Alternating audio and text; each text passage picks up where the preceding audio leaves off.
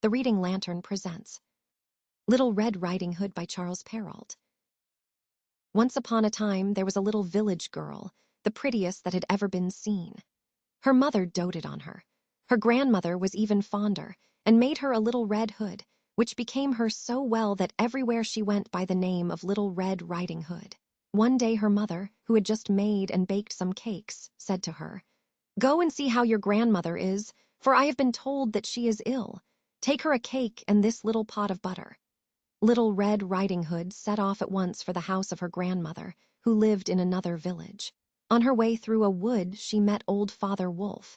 He would have very much liked to eat her, but dared not do so on account of some woodcutters who were in the forest. He asked her where she was going. The poor child, not knowing that it was dangerous to stop and listen to a wolf, said, "I am going to see my grandmother, and am taking her a cake and a pot of butter which my mother has sent to her." "Does she live far away?" asked the wolf. "Oh, yes," replied Little Red Riding Hood. "It is yonder by the mill which you can see right below there, and it is the first house in the village." "Well now," said the wolf, "I think I shall go and see her too.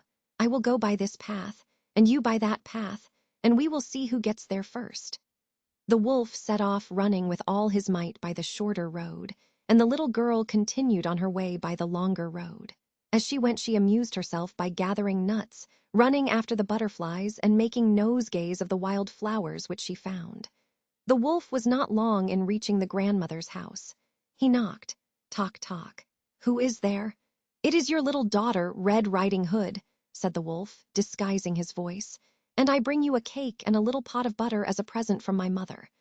The worthy grandmother was in bed, not being very well, and cried out to him, "Pull out the peg and the latch will fall." The wolf drew out the peg, and the door flew open. Then he sprang upon the poor old lady and ate her up in less than no time, for he had been more than 3 days without food. After that he shut the door, lay down in the grandmother's bed, and waited for Little Red Riding Hood. Presently she came and knocked. Tock, tock. "Who is there?"